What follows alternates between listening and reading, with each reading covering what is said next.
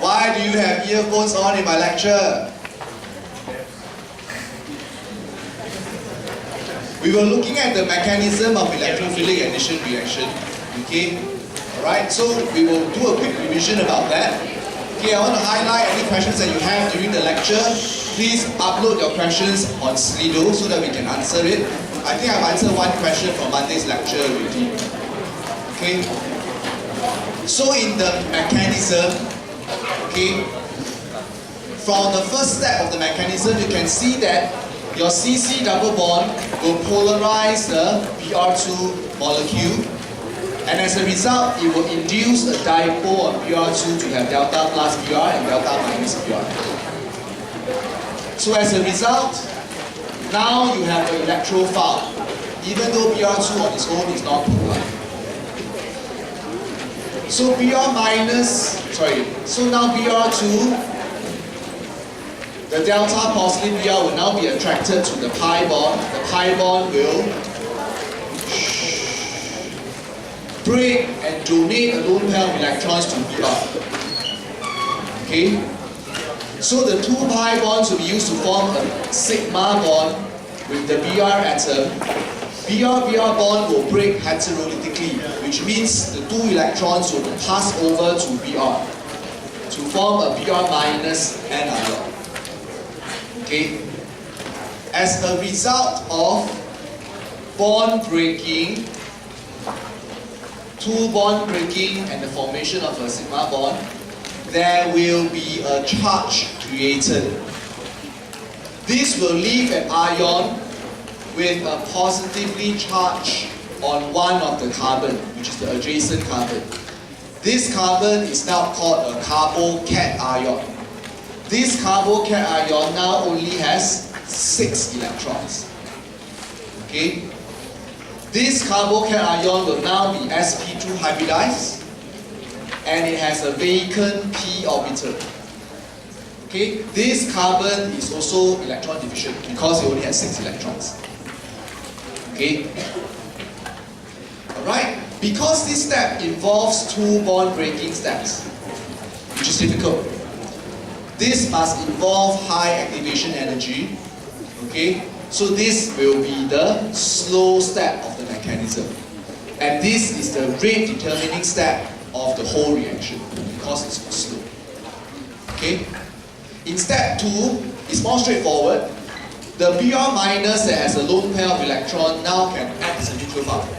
So this nucleophile will seek out the positive charge on the cation and attack the vacant p orbital, either from the top or from the bottom, to give you the product. This will be a fast step. Okay? So I hope you can see that in the sp2 hybridized carbocation, there are two lobes of 2p. Either Br minus attack from the bottom, or it can attack from the top. Okay? So you can end up with two different configurations, but because the sigma bond can rotate, okay, alright, you can get to the same thing. But of course, you may also end up with two different saver isomers that rotate plane polarized light differently. Okay. Right, this is how we will represent the mechanism. So break pi bond, push the two electrons to Br, which is delta plus. Then Br-Br bond breaks, push the electrons to the delta minus in the slow step to form the carbocation plus Br minus. Br minus with a lone pair of electrons, and I will show the lone pair of electrons here, will then donate its lone pair of electrons to the carbocation. Fast step to give you the product. So what are some of the key things that we'll be looking out for a mechanism? So I'll share with you what the examiners will be looking out for in a typical mechanism. What they'll be looking out for will be your curly arrow, the pushing of your curly arrow. Are they correct? So that's the first thing, curly arrow. Second thing, your partial charges. Are they written out correctly? So second thing, partial charges. The third thing, slow fast step. Are they written out? Okay. Fourth, What is the structure of your intermediate and product? Okay. Fifth, for the nucleophiles, have you shown the lone pair of electrons? Okay. So these are the 5 things that we look out for in a mechanism. I repeat again, curly arrow, partial charge, slow fast step, structure of intermediate and product, lone pair on nucleophile. Okay? So when we use Br2 in liquid or gas, you will add Br2 across the double bond. When I use an aqueous solvent that dissolves Br2, so this aqueous Br2, and now I use it as a reagent to add across a double bond to do electrophilic addition reaction. Okay, it complicates matters a little bit because now when I have water present in the aqueous medium, water can also act as a nucleophile in step 2 of the mechanism. Okay? So when I do electrophilic addition using Br2 or X2 in the presence of water, because water can act as a nucleophile, I have 2 possible products that will be formed. One is the one that we saw before, add 2 BRs. The other one is to add a BR, and when water acts as a nucleophile, it will eventually become an alcohol. Okay? And what is very interesting is that this product, where you have a Br, a halogen, and an OH, ends up being the major product. Okay? It becomes a major product. But let's investigate why. Okay? When I use aqueous Br2 or aqueous X2, the first step of the mechanism stays the same. Your halogen will still act as an electrophile and attack the double bond. Okay? You will form the same carbocation ion, it will still be the slow step. Okay? But the interesting thing happens in the second step. In the second step, your water can now act also as a nucleophile. Why? Because water has got a lone pair of electrons that can be used to donate to the carbocation ion. Okay? So when the lone pair of electrons on O is donated to the carbocation ion, you will form this compound, which is charged. Okay? So the carbocation ion will be bonded to H2O. The positive charge is now transferred over to the oxygen. Now oxygen doesn't want to hold on to the positive charge because oxygen are electronegative. So oxygen will want to get rid of the positive charge. And how to get rid of it? By losing a hydrogen as H+.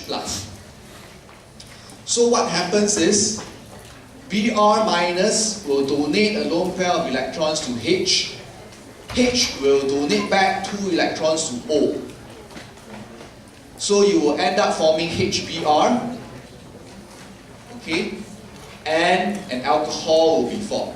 So this is the structure of the alcohol, which is the major product, which is your halohydrate. Why will this give you the major product?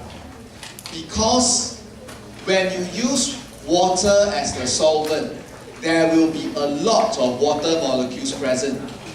There is more water molecules present than Br-. So by probability, there are more chances that this reaction will occur. So that's why it gives you the major product. Okay? Alright, so Br- also has a chance to react, but because they're smaller in quantity, they don't give you the major product. You will end up with the minor product only. Okay? Alright, so that's for the case when you use aqueous Br2. Okay? You can add across the double bond halogen, neat, or halogen that's dissolved in water. You can also add HX, which is hydrogen halide, HBr, HCl, HI. Okay? The addition reaction is very, very similar. Now you will add a H and add the X across the double bond. Okay? It is also electrophilic addition reaction. It takes place at room temperature, which also tells us that your double bonds, alkenes, are very much more reactive than alkenes. Okay? This is something that is related to what we learned in the early part of your year 5 H2 syllabus. It's a revision for chem bonding. Why is it that HI is more reactive than HBr, more reactive than HCl? So much so that I can say it's easier to add HI than HBr than HCl. It's because of the bond strength. So HI bond is easier to break than HBr bond, easier to break than HCl bond. Okay? So can we still explain why HI bond is the easiest to break? Why is HI bond the easiest to break? What's the key term that we're looking out for? The? Let's ask somebody. Kaching. Very tired, right? Why is HI bond so easy to break as compared to HBr and HCl? I know lah, it's on the projection slide. What? Ask you why.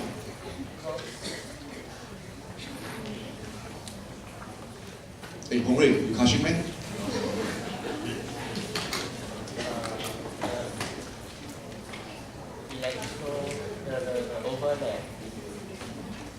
The overlap.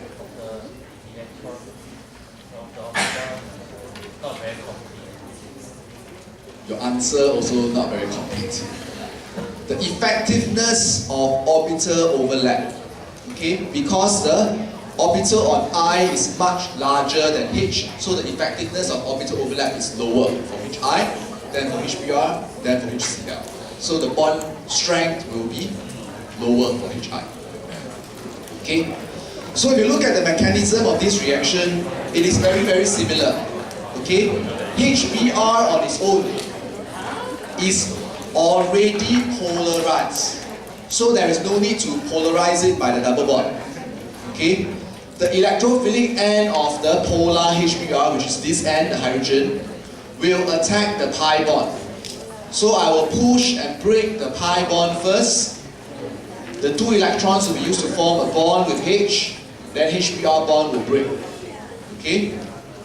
So the HBr bond will cleave. Cleave means it will be cut. Okay, be broken heterolytically. Okay, which means that two electrons are passed over to Br to form Br minus.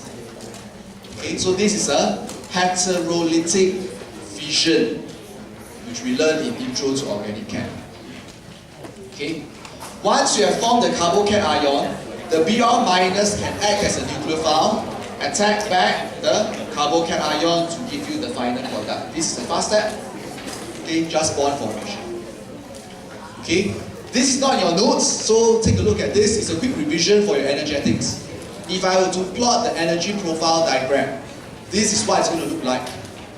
From the reactant, the alkene with HBr, I will have a very, very high activation energy because it involves bond breaking, right? To form the transition state and the intermediate, which is your carbocation ion. From the carbocation ion, it will undergo a very, very small activation energy because it's mainly bond formation. Okay, before it forms the product, which is your alkyl halide. Okay, so you can see that the first activation energy is much higher than the second activation energy. So the first step must be the rate determining step. Okay. Alright, exercise 3. By right, I want you all to do this on your own, but in view of the time that we have, I'm going to show you the answer. But I want you to read the question. They ask you to describe the mechanism of the reaction between alkane and HBr, which is a very typical question that we like to ask. Okay, and I just want to say, before we see the answer, that we've asked you to describe the mechanism.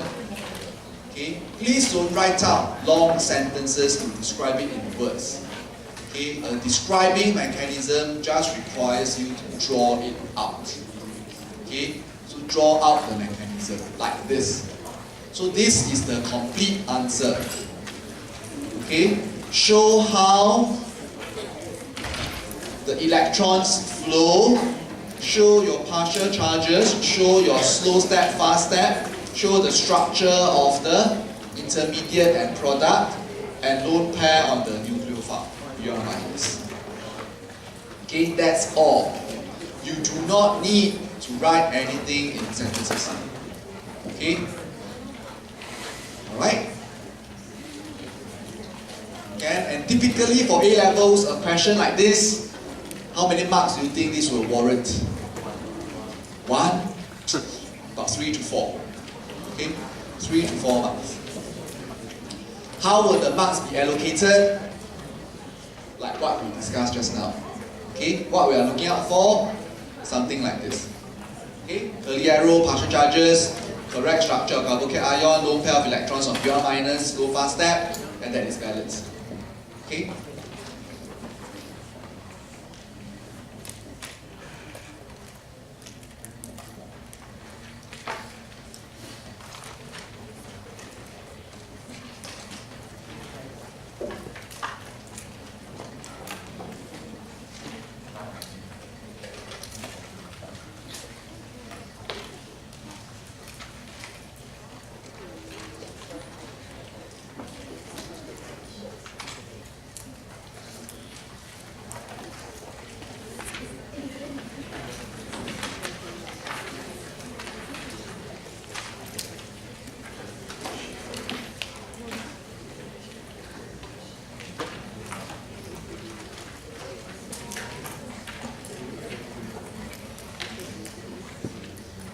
Okay, can I move on? That sounds like a resounding yes.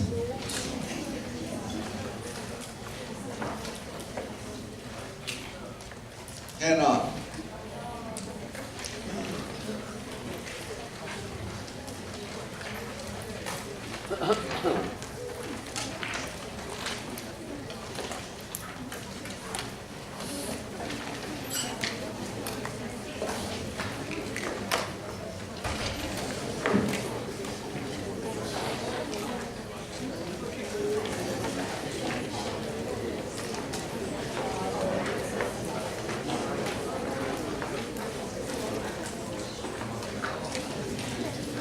Okay.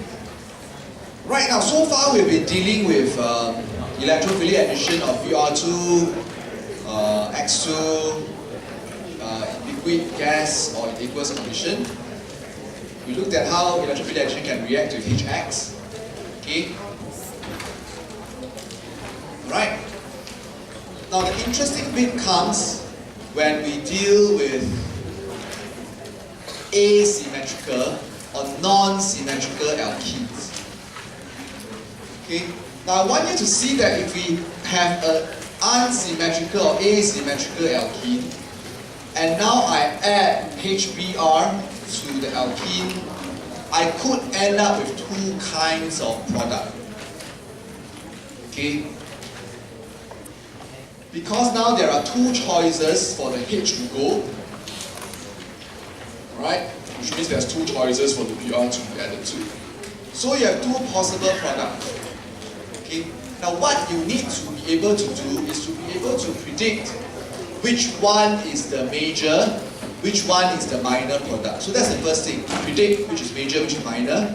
Second thing is for you to explain why is it major, why is it minor. Okay? Right, especially for your new syllabus, the second point is very important. Being able to explain why you get the major and minor product. Okay? So how do we explain this? Okay? Now I just want to illustrate the some parts of the mechanism first. If I have this alkene, I add HBr. Okay?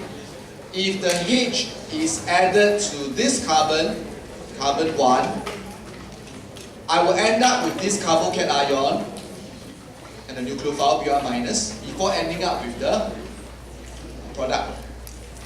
The other possibility is that the H is added to this carbon to form this carbocation ion with Br minus, of course. Then Br minus attacks the carbocation ion, I will end up with this product. Okay? Alright, so there was a Russian scientist by the name of Markovnikov. So Markovnikov looked at many different reactions of HX with different unsymmetrical alkene. And he found that there was a trend. Trend was that, okay, the H atom of HX always forms a covalent bond with the carbon having a greater number of hydrogen atoms. So this carbon has got 2 hydrogen. The carbon on the right has only got 1 hydrogen. But there's a disclaimer I must make. That when we are counting hydrogen, we are counting the one that is directly bonded to the C. The CH3, these 3 hydrogen, no count. So this has got 1, this has got 2.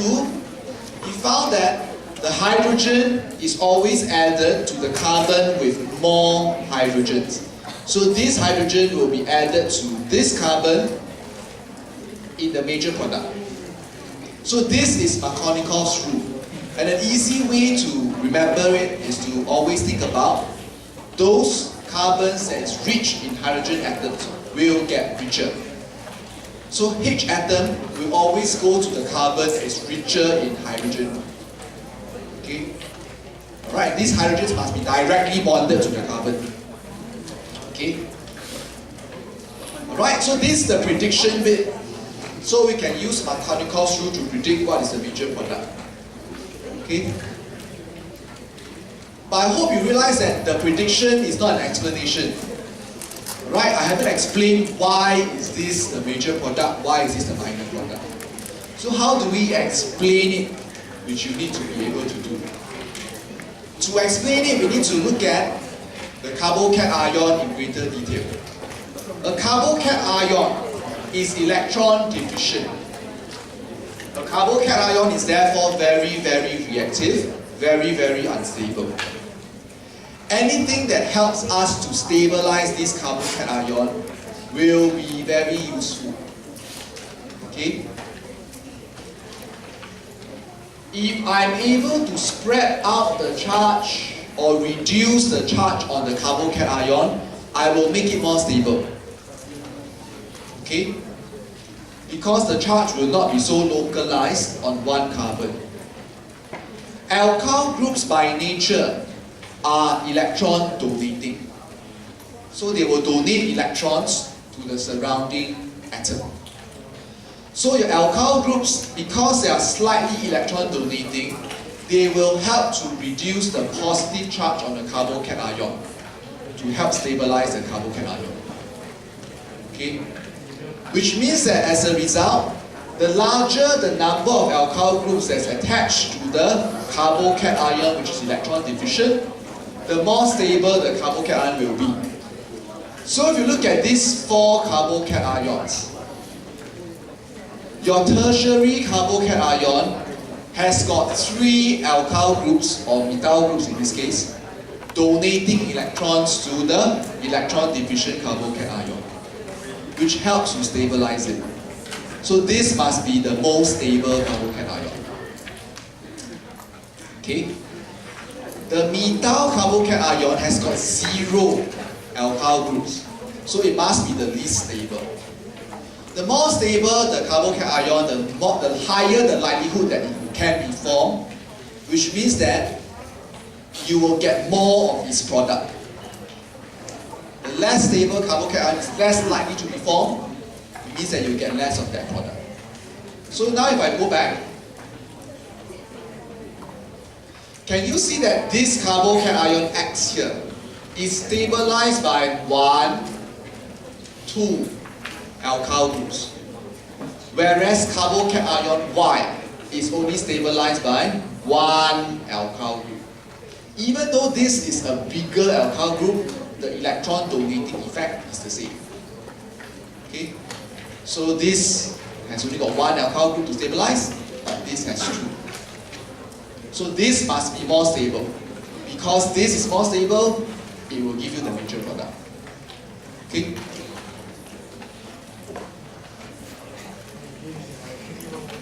Alright, so for exercise 4, if I give you 30 seconds, can you predict the major product form when HCl is added to this alkene? This alkene is a non-symmetrical alkene, unsymmetrical or asymmetrical alkene. So what will be the product that will be formed? Can you draw the major product? Okay. Right? It will be useful to contrast it with the minor product also. Okay, so try out.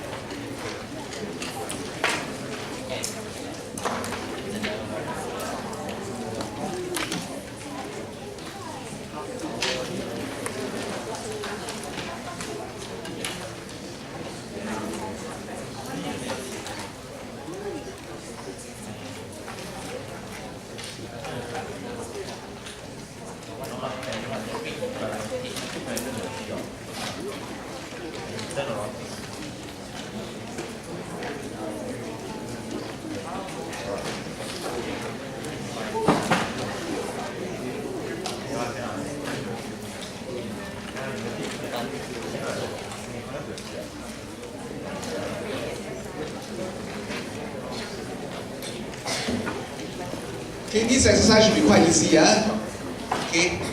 Just doing electrophilic addition reaction. So for compound, you see in A, right after add HCl to it, the major product must be when this carbon gets an additional H, this C gets a Cl. Because the rich must get richer. So I'm applying MARKOVNIKOV'S rule. So this will be the major product. The other one that you can possibly form will be the minor product. Okay?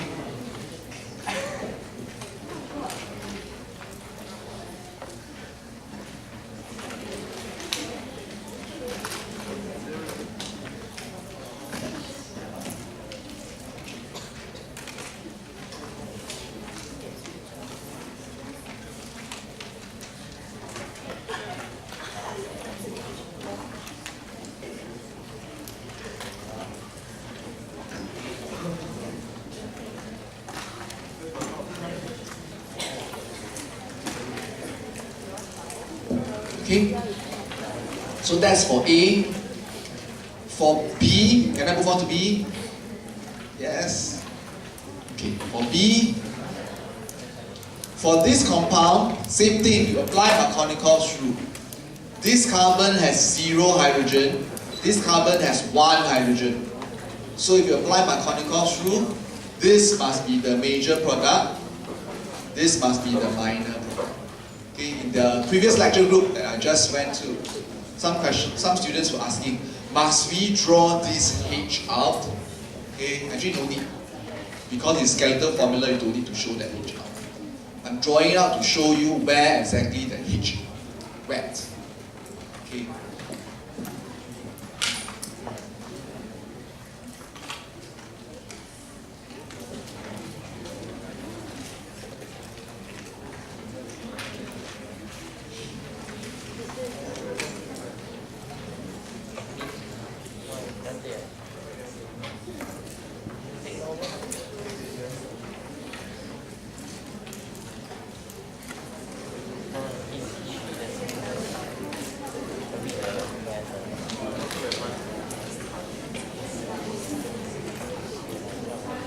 Okay? Now, we have your alkenes can also react with steam in the electrophilic addition reaction. But in the electrophilic addition reaction with steam, it's a bit more difficult to carry out. Okay? Alright? So you will need harsher conditions to make it happen. So in the mass production scale, if I want to form an alcohol from an alkene, I will need to use steam, H3PO4 catalyst, and heat this at high pressure in order to break the covalent bonds. If I want to do this in the lab, also can, okay, but I will need to use a different set of reagents. First, I need to react the coal, I need to react the alkene with coal concentrated H2SO4 to form this compound first, before I heat it with water. Then I can form the alcohol. Okay, so this is the lab preparation of alcohol from alkene. Okay, right, now the last reaction that we need to learn for alkenes. Okay, we have seen combustion, we have seen electrophilic addition. Now we will learn oxidation reaction. Alkenes can also be oxidized, not just in combustion, but also using oxidizing agents such as KMnO4. KMnO4 can react with alkenes in two main ways: mild oxidation and strong or vigorous oxidation. Okay, so we look at mild oxidation first. If I choose very mild conditions, like coal dilute KMnO4, okay, if I use coal dilute KMnO4, typically it is alkaline, but sometimes I can change it to acidic. The double bond on the alkene will react to give you a diol, which is two alcohol groups that is formed by breaking the pi bond. So the pi bond breaks, okay, to form a diol. If we do a quick revision for redox reaction, if I use acidic medium and I use alkaline medium, the observations for reduction of KMnO4 is different. If I use acidic medium, purple KMnO4 will be reduced to Mn2+, which is colorless. If I use alkaline medium, purple KMnO4 will turn colorless, but it will not form Mn2+. You will form a brown precipitate of MnO2. So when you write the half equation, it's a different half equation for the reduction step. Okay? So when I react alkene under mild condition, I end up with a diol. Okay? So I want to just draw your attention to this equation. This is a balanced equation, right? Okay. What is this square bracket O that you see here? This square bracket O is a simplified way for us to represent oxidation. Where did this square bracket O come from? This square bracket O is just oxygen that's used to oxidize something, and is provided for by the oxidizing agent, which is KMnO4. Okay? Alright, so this is a simplified way to express oxidation reaction, and we can use it to write out balanced equation for redox reaction. Okay? Right? Okay? Now for organic reactions, many times we'll use this square bracket O to oxidation reaction. Sometimes we use square bracket H to represent reduction, which we'll look at later on. Can we ask you to use oxidation half equation or reduction half equation to balance redox equation for organic chemistry? Can, but it will be a bit more difficult because you need to calculate the change in oxidation number. Okay? But your Cambridge examiners have asked candidates to do it before, so we will get a bit more practice when we deal with it next year. Okay? Right, so that's for mild oxidation. For vigorous or strong oxidation, I need to change the condition to something that's a bit more harsher. So hot, concentrated KMnO4, heat. Okay? Under those harsh conditions, in the presence of acidic or alkaline medium, of course your observation will be different. Okay, so don't need to repeat this again. How do I predict what kind of product I'm going to get? Okay. When I do a strong oxidation, you need to realize that I will not only break the pi bond. I will break both the pi and the sigma bond in the double bond. Break it completely. So cleave it completely. The double bond will be broken. Okay? And the product that is formed, okay, will depend on the structure of the alkene. Because when I break the double bond, one alkene will give me two different products. Okay? And you can either end up with ketones, carboxylic acid, or CO2 and water. So what kind of product you obtain depends on the structure of the alkene. And it's important for us to know what kind of products are formed. If I have a double bond that is broken through vigorous oxidation, and the carbon on the double bond contains two R groups, I will break the double bond and put in a C double bond O. I will end up with a ketone. Okay? And a ketone cannot be further oxidized, so it stays as a ketone. If I have a carbon that's bonded to one R group and one H, I will break the double bond, replace the double bond with C double bond O. I end up with an aldehyde. But that's not the final product. An aldehyde can be further oxidized to give you carboxylic acid. So the CH bond will eventually become a COH bond. So I end up with a carboxylic acid. So if I have an R group and a H, my final product is a carboxylic acid, which is this.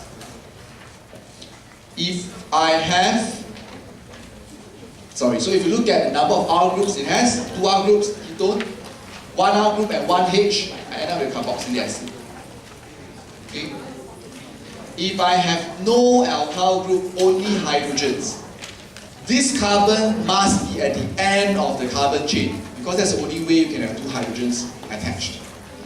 This carbon must be on what we will call a terminal alkene, right at the extreme end of the chain.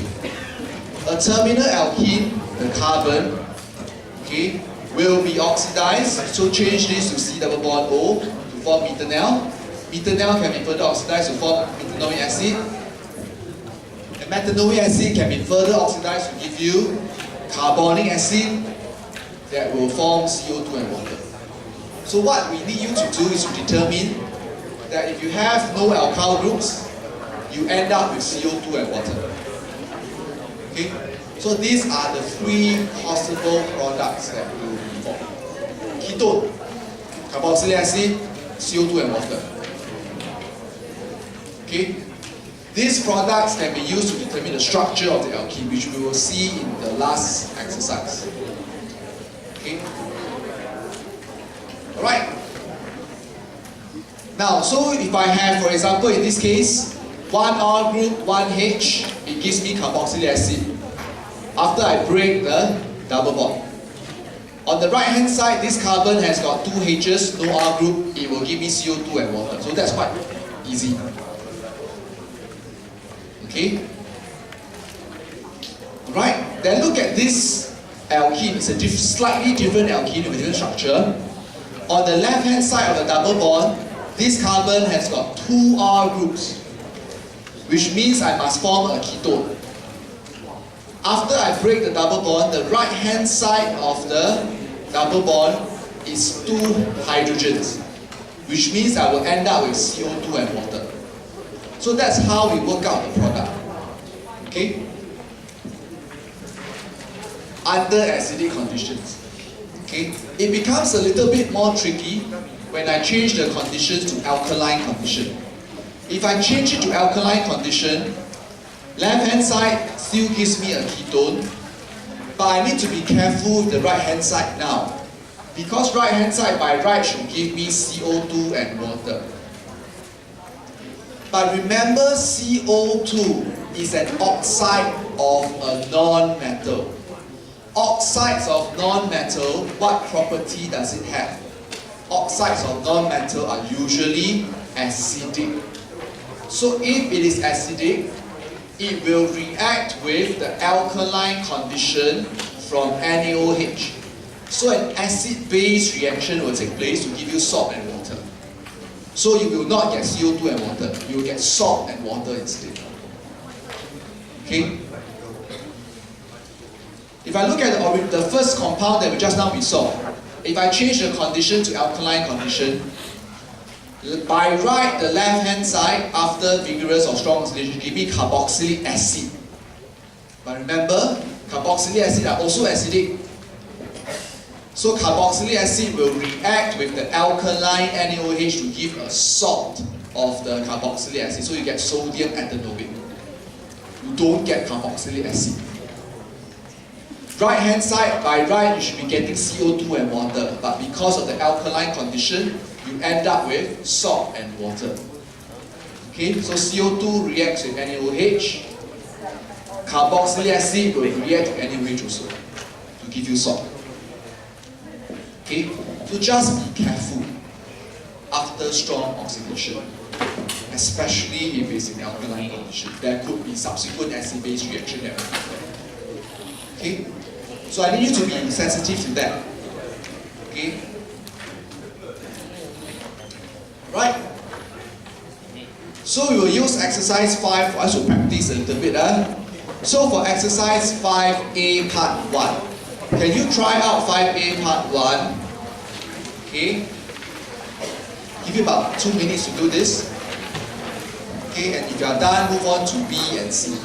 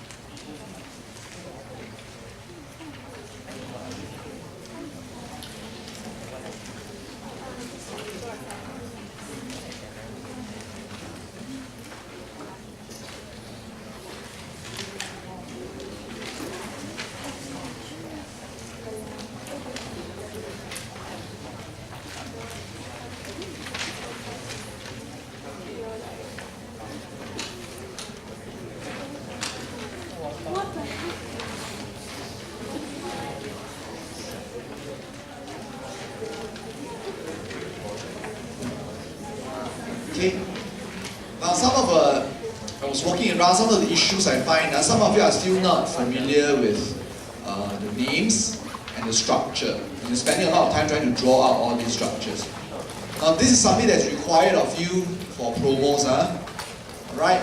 You need to be able to deduce or give the structure from the name, and from the structure, give the structure from the name, and the other way, which is from the structure, write out the name. Okay? Right? So for these three structures, if you look at the answers, okay? Now when I have this alkene undergo vigorous oxidation, this double bond will break completely. Left hand side has 2R groups, so it should give me a ketone. Right hand side has 2R groups, so it should give me another ketone. I balance this reaction using square bracket O. I need 2 oxygens to form 2 ketones, so that's why it's 2 here. Okay? Right. For part 2, I break the double bond also. On the left hand side of double bond is 1R group, 1H, so that should give me a carboxylic acid. I need to add 2 oxygens to form the carboxylic acid. On the right hand side of the double bond, there are 2 R groups. So I need to use 1 oxygen to form the ketone. So total I will need 3 oxygen. For the third one, same thing, cleave double bond. Left hand side, no R groups, 2 hydrogens, so that should give me CO2 plus water, which is 3 oxygens required. On the right hand side, 1 R group, 1 H, so that should give me a carboxylic acid, which requires 2 oxygens. So total I need 5 oxygens to form CO2, water, and the carboxylic acid.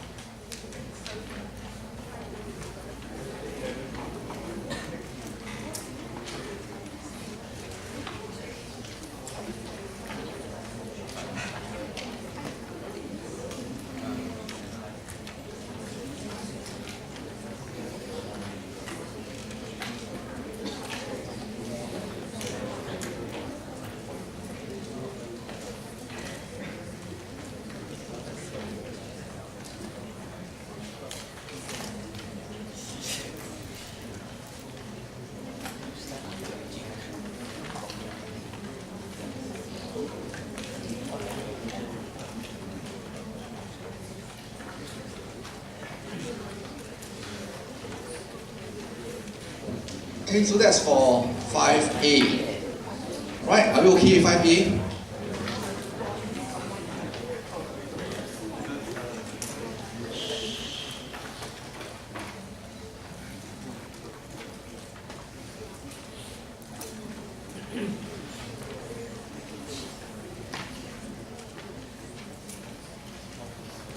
Okay. Can I move on? Yes? Yeah? Now 5B, we must be a bit more careful. It's almost a very, very similar question, but for 5B, it is under alkaline condition. So after I cleave the double bond, by right, the left hand side should give me a carboxylic acid. Okay? Right hand side should give me a ketone because there are 2 R groups. But a carboxylic acid will undergo acid-base reaction with the base. So I will end up with a salt and a ketone. Okay? Now, for this answer, can I just ask that you all just add in an Na plus next to the O minus so that we show that it is a salt, rather than leaving it as an anion. Okay?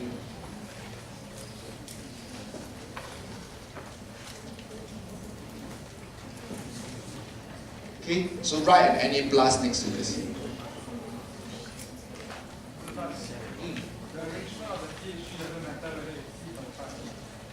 The arrangement of whether it's cis or trans.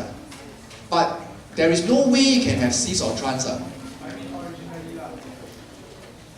Originally, does it matter whether you have cis or trans? It doesn't matter, because after I break the double bond, there is no cis or trans consideration already, right? It doesn't matter in the original reactor, because the product will still be the same.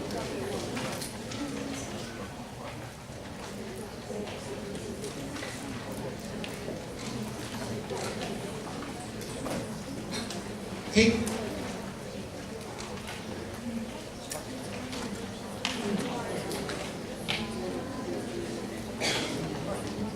Right, so that's for B.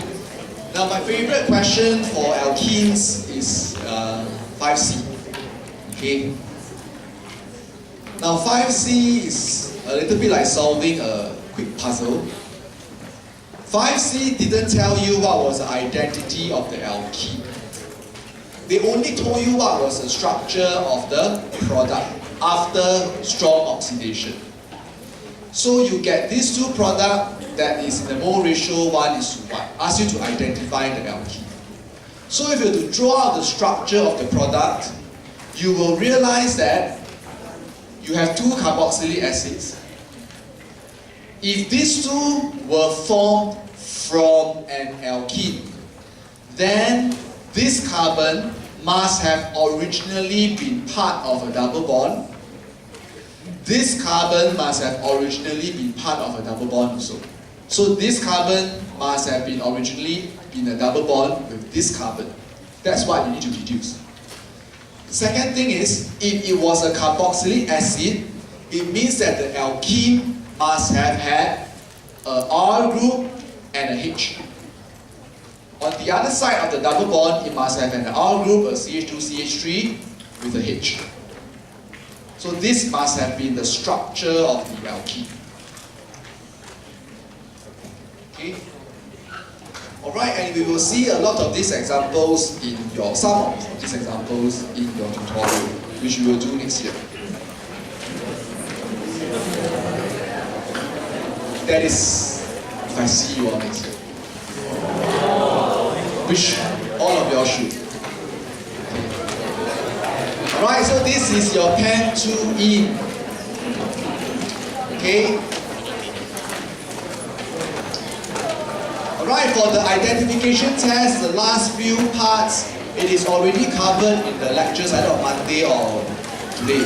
So I don't think I need to go through again. Okay? The test using VR2, the test using acidified alkaline KMNO4, including for testing of terminal alkene. Okay? So this will be our last lecture for the year. Next time we'll see you all.